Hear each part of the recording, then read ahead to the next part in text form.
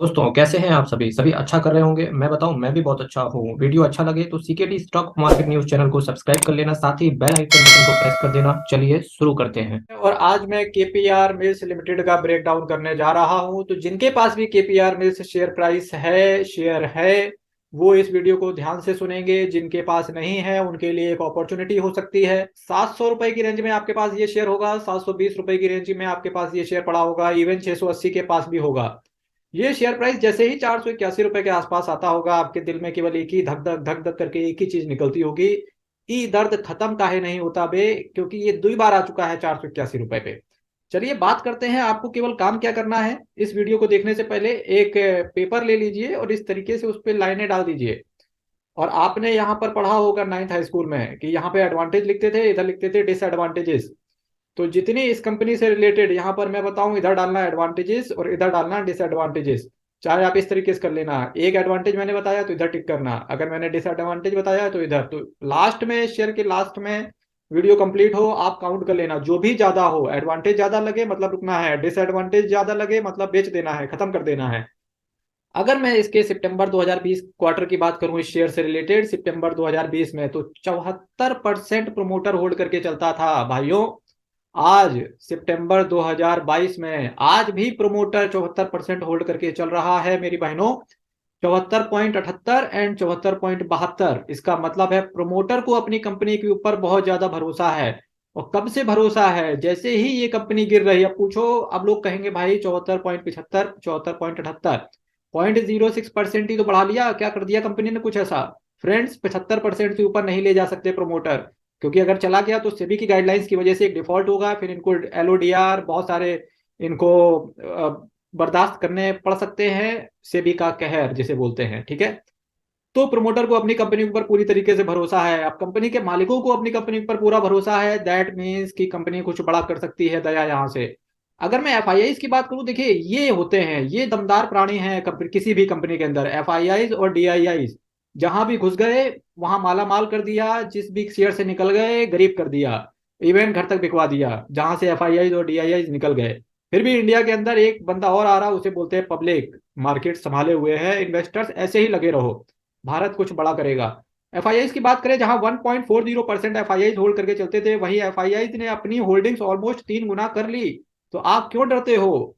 DIIs ने जहां 15.86% hold करके चलते थे, वहां डीआईआईज भाग गए 2%।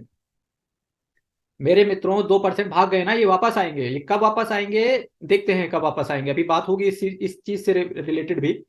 पब्लिक जहां 8.02% होल्ड करके चलती थी, पब्लिक आज बेचारी थोड़ी सी डर डर के फाइनली, लेकिन पब्लिक ये समझदार प्राणी मैं इनको बोलूंगा जिन्होंने भी इस शेयर के अंदर एक्यूमुलेशन स्टार्ट किया है। 8.61% पब्लिक फाइनली आज की डेट पे होल्ड करके चल रही है। वहीं इस कंपनी से रिलेटेड आइए डेटर डेज की बात करते हैं कि कंपनी जो भी माल बेचती है उसका पेमेंट कब हो जाता है। फ्रेंड्स, मार्च 2012, बहुत बहुत पहले लेके चलते हैं, 2014 के भी पहले, 39 दिन का जहां डेटर डेज रहा करता था, वहीं आज की डेट पे इसका डेटा डेज मार्च 2022 तक अगर मैं बात करूं तो 36 दिन का है। मार्च 2021 में बात करें तो 33 दिन का है। जिस तरीके से मार्च 2022 इनका स्ट्रगल की तरह गया, फिर भी केवल डेटा डेज 3 दिन ही इंक्रीज हुए। क्यों इंक्रीज हो गए? जो भी कंपनी, डाटा डेज का पहली बात तो मतलब समझिए, जो भी कंपनी प्रोडक्ट सेल करती है, जो भी कंपनी बनाती है, उसको जब सेल करती है तो उसका जो पेमेंट होता है वो कितने दिनों में आएगा, क्योंकि ये एक्सपोर्ट मेकिंग कंपनी है। फ्रेंड्स, ये आपको समझना पड़ेगा। जो भी केपीआर मिल बनाता है उसका 75% से ज्यादा एक्सपोर्ट कर देता है बाहर की कंट्रीज में। और आपको ये भी मानना पड़ेगा, यार्न से related price plus windfall tax के थ्रू कहीं ना कहीं बहुत ज्यादा इंपैक्ट आया है जो भी कंपनियां एक्सपोर्ट करती हैं। तो जब इम्पैक्ट आया है ऐसी कंपनियों में, तो एक बेस्ट अपॉर्चुनिटी होती है ऐसी कंपनियों को ढूंढना, उनमें रिसर्च करना, फंडामेंटल्स के हिसाब से अच्छे शेयर्स को चुनना और उनमें पैसा लगाना एसआईपी की तरह, ठीक है। और आप ये भी पाएंगे कि अगर मार्च 2021 को छोड़ दें तो 2012 से लगा के आज तक सबसे कम डेटर डेज इनका है। इसका मतलब है कंपनी यहां से भी गुड पॉइंट, 2 पॉइंट मिल चुके हैं आपको गुड के लिए। नंबर एक, प्रमोटर की होल्डिंग, नंबर दूसरा डेटर डेज। तीसरा बात करते हैं ऑपरेटिंग एक्टिविटी। जहां ऑपरेटिंग एक्टिविटी इनकी मार्च 2015 में 310 करोड़ का रहता था, वहां से रेवेन्यू, वहीं मार्च 2022 में 494 करोड़ का हो गया। ओवरऑल अगर मैं बात करूं, जहां मार्च 2015 में 44 करोड़ का नेगेटिव कैश फ्लो था, वहीं आज की डेट पे 53 करोड़ का पॉजिटिव कैश फ्लो है। आप ये भी पाएंगे कि मार्च 2015 से लगातार अभी तक अगर मैं मार्च 2022 की बात करूंगा तो सबसे अच्छा जो कंपनी ने अपना कैश फ्लो दिखाया है वो मार्च 2022 में दिखाया है। तो इस कंपनी से रिलेटेड जो ये क्वार्टर आ रहा है तब भी आप इसके रिजल्ट देखिएगा, प्लस एनुअल रिटर्न जरूर चेक कीजिएगा मार्च 2023 के, क्योंकि अगर इस 53 करोड़ को मार्च 2023 में बीट कर दिया तो ये मान के चलना ये शेयर प्राइस यहां से भी डबल होते हुए आपको देखने को मिलेगा। ठीक, आइए और बातें करते हैं कंपनी की बैलेंस शीट से रिलेटेड। तो कैश फ्लो भी अच्छा है, यहां से भी गुड पॉइंट हो गया। मार्च 2015 में अगर मैं बात करूं जहां शेयर कैपिटल 53 करोड़ का हुआ करता था, वहीं सितंबर 2022 में 34 करोड़ का शेयर कैपिटल है। शेयर कैपिटल की बात करेंगे, लगातार गिर रहा है कंपनी का शेयर कैपिटल, तो यहां से थोड़ा सा एक नेगेटिव पॉइंट मिलता है कंपनी को। देखिए मैं पूरा इन डेप्थ एनालिसिस करा रहा हूं, आप यहां से सीख भी सकते हैं, आप यहां से पढ़ भी सकते हैं, आप यहां से एनालिसिस भी कर सकते हैं।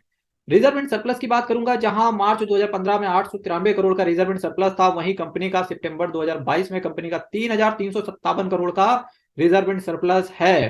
कंपनी का रिजर्व एंड सरप्लस 4 गुना बढ़ा, लेकिन शेयर कैपिटल 40% के आसपास ही स्लैश हुई है, कोई दिक्कत की बात है नहीं। एक नेगेटिव पॉइंट वहां का शेयर कैपिटल में डाल दो आप, बाकी रिजर्व एंड सरप्लस वाला पॉजिटिव पॉइंट है, क्योंकि ऑलमोस्ट यहाँ से 4 गुना रिजर्व एंड सरप्लस हो चुका है और आने वाले समय में भी बढ़ता रहेगा। ठीक है, कंपनी की बोरोविंग्स की अगर मैं बात करूं सितंबर 2022 में, तो टोटल बोरोविंग्स 1061 करोड़ का है। आप सबसे अच्छा पॉइंट यहां से लगता है कि क्या कंपनी में अगर रिटर्न नहीं बन रहा है, क्योंकि इक्विटी मार्केट में इन्वेस्टर्स का सबसे बड़ा एक ही डर होता है कि क्या कंपनी कहीं डूब तो नहीं जाएगी, क्योंकि एक भ्रम फैलाया गया है मार्केट में। शेयर मार्केट को पता नहीं किन लोगों ने भ्रम फैलाया कि शेयर मार्केट एक सट्टा बाजार है, इतना बड़ा वर्ड उन्होंने यूज कर दिया, लेकिन जिनको इस वर्ड की पहचान असली में हो गई वो आज भी मार्केट से पैसा कमा रहे हैं, कल भी कमा रहे थे और आने वाले समय में भी कमाएंगे। रिजर्व एंड सरप्लस की देखो 3357 करोड़ का रिजर्व एंड सरप्लस है, कंपनी की बोरोविंग्स केवल 1061 करोड़ की है। इस 1061 में 563 तो इनकी लॉन्ग टर्म बोरोविंग है। ये देखो, point to be noted my Lord कि 563 केवल लॉन्ग टर्म बोरोविंग है। इसका मतलब है 3357, अगर खुदा ना करे कभी कुछ इस कंपनी में गड़बड़ हो गया तो 3357 करोड़ का जो रिजर्व एंड सरप्लस है उससे 563 का आसानी से पेमेंट हो जाएगा। अभी भी असेट तो हमने टच ही नहीं किए, इन्वेस्टर्स का पूरा पैसा तो रिजर्व एंड सरप्लस से पेमेंट हो जाएगा और असेट का पैसा कंपनी घर लेके जाएगी। ठीक, उसके बाद शॉर्ट टर्म बोरोविंग्स, कुछ लोग कहेंगे सीकेडी जी ये बताओ 498 तो भाई शॉर्ट टर्म में भी पड़ा है। भाई मैं तो ये कहता हूँ शॉर्ट टर्म को अगर कंपनी ना पेमेंट कर पाई तो भी 1000 करोड़ ही है, 3000 करोड़ का रिजर्व एंड सरप्लस भरा पड़ा है। फिलहाल शॉर्ट टर्म जब बोरोविंग होती है इसकी डेफिनेशन होती है विद इन 1 ईयर कंपनी को जो ये बोरोविंग है इसका पेमेंट करना ही करना होगा, तो कंपनी आसानी से इस बोरोविंग का भी पेमेंट कर देगी। ठीक, आइए नेक्स्ट चलते हैं, सेल्स से रिलेटेड बातें करते हैं। सितंबर 2020 में जहां कंपनी की 942 करोड़ की सेल्स थी, वहीं सितंबर 2022 में कंपनी की 1220 करोड़ की सेल्स थी। कंपनी की सेल्स दो सालों में कितना बढ़ गया, 9 3 12 300 करोड़ के ऊपर कंपनी की सेल्स बढ़ गई। अगर मैं क्वार्टर ऑन क्वार्टर बेसिस पर देखूं तो एक्सपेंस की बात करें 752 करोड़ का एक्सपेंस था, वहीं कंपनी का केवल 903 करोड़ का एक्सपेंस है। जिस हिसाब से कंपनी का सेल्स बढ़ा उस हिसाब से कंपनी का एक्सपेंडिचर नहीं बढ़ा। Point to be noted my Lord कि जिस हिसाब से कंपनी का सेल्स बढ़ा उस हिसाब से कंपनी का एक्सपेंडिचर नहीं बढ़ा। इसका क्या मतलब है, कंपनी के अंदर मार्जिन बहुत अच्छे मिल रहे होंगे, जिसका डायरेक्ट फायदा जब शेयर प्राइस में इंक्रीमेंट होता है उसका इन्वेस्टर्स को फायदा मिलता है, शेयर होल्डर्स को फायदा मिलता है एंड मैनेजमेंट को फायदा मिलता है। यही रीजन है कि प्रमोटर शेयर को खाली नहीं करना चाहते हैं। कुछ लोग बोलेंगे सीकेडी जी आप ये बताओ कि जून 2022 से लगा के सितंबर 2022 तक 300 करोड़ के आसपास इनका सेल्स कम हो गया।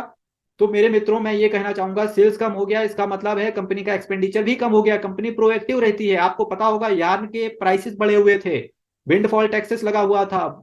जो कंपनी एक्सपोर्ट करती है तो बाहर की दुनिया में मिडिल ईस्ट ले लो, यूरोप ले लो, अमेरिका ले लो, सारी कंट्रियां इन्फ्लेशन के जाल से बंधी हुई हैं एक्सेप्ट इंडिया, क्योंकि ग्रोथ स्टोरी पूरे वर्ल्ड में केवल इंडिया लिख रहा है। इवन चाइना भी इन्फ्लेशन के दलदल में फंसा हुआ है। ठीक है, फिलहाल तो चाइना कोविड से ही बाहर नहीं निकल के आ पा रहा है।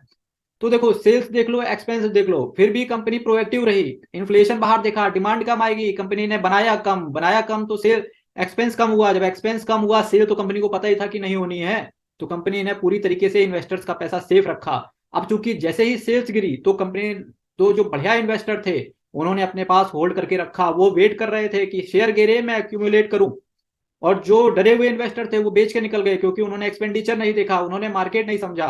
सेल्स देखिए अगर गिरा है, कंपनी ने प्रोएक्टिव तौर पे एक्सपेंडिचर को भी कंट्रोल किया, कहीं ना कहीं कॉस्टिंग पे भी कंट्रोल करी। आप ये देखो, जहां 60% मटेरियल कॉस्ट लगती थी, वहीं आज केवल 53% मटेरियल कॉस्ट लग रही है। जहां एम्प्लॉय कॉस्ट 8% थी, वहीं एम्प्लॉय कॉस्ट 11% हो गई। क्यों एम्प्लॉय कॉस्ट बढ़ गई? क्योंकि कंपनी के कुछ खर्चे हैं, एम्प्लॉय का पेमेंट है, वो तो देना ही पड़ेगा भाई, उनको तो आप फायर नहीं कर सकते ना। इस वजह से एम्प्लॉय कॉस्ट कहीं ना कहीं बढ़ते हुए देखने को मिली। ठीक। और चलिए बात कर लेते हैं प्रॉफिट से रिलेटेड। अब यहां से केवल एक चीज बच जाती है, वो है प्रॉफिट। प्रॉफिट भी सिंपल है, सेल्स कम हुआ, एक्सपेंस कम हुआ, प्रॉफिट भी स्लैश होते हुए देखने को मिला। यही रीजन है कि जो शेयर प्राइस 700-750 के रेंज पे चल रहा था, वो आज इवन 512 शायद आज करेंट का रेट है, 481 तक आते हुए देखने को मिला। फिलहाल शॉर्ट टर्म में हम लोगों को देखने वाला नहीं रहता है, because we are a long term investor. हम ग्रोथ स्टोरी लिख रहे हैं, हम कंपनी से रिलेटेड एक विश्वास जमा रहे हैं, हम कंपनी से रिलेटेड एक ट्रस्ट बनाने की कोशिश कर रहे हैं क्योंकि हम आज की डेट पे ऐसी कंपनी चुन रहे हैं जो 20 साल मेरा साथ दे सके।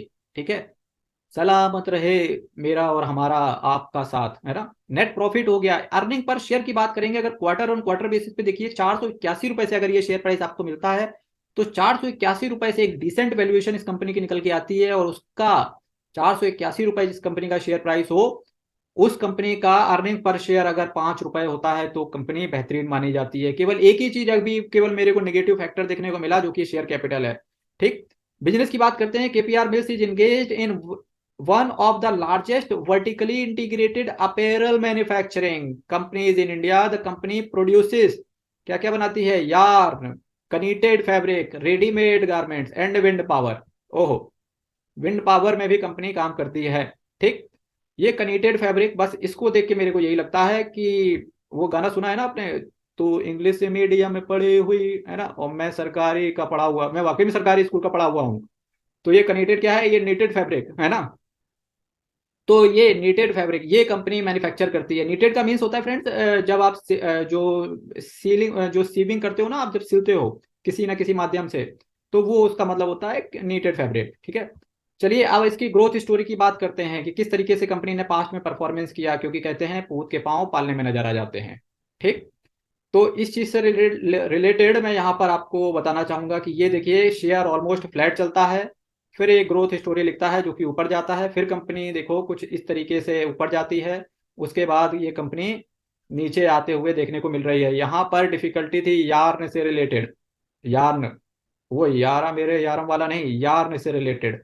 जिस कंपनी का ये कंपनी का रॉ मटेरियल होता है, ये बहुत महंगा हो चुका था, लेकिन अब धीरे धीरे उड़ता उड़ता पता चल रहा है कि जो यार्न के प्राइसेस थे फाइनली कूल ऑफ होने वाले हैं। अगर ऐसा होता है, तो जो भी कंपनियां ये टेक्सटाइल इंडस्ट्री से रिलेटेड थी, उन कंपनियों में 30 से 40% का बूम आने को देखते हुए देखने को मिल सकता है। फिर भी डिपेंड करेगा शेयर होल्डर्स इस चीज को, इन्वेस्टर इस चीज को, प्लस मार्केट इस चीज को किस तरीके से लेके चलता है। ठीक है।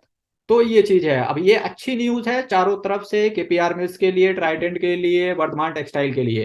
क्वांटिटी ट्रेडेड की बात करूं तो 1,18,800 क्वांटिटी, 1,18,861 क्वांटिटी टोटल ट्रेड हुई। 70,836 क्वांटिटियों की डिलीवरी उठाई गई, और डिलीवरी का परसेंटेज बहुत ही धमाकेदार रहा, ऑलमोस्ट 60% इस कंपनी में लोग डिलीवरी उठा रहे हैं, धीरे धीरे स्टॉक में एक्यूमुलेशन कर रहे हैं।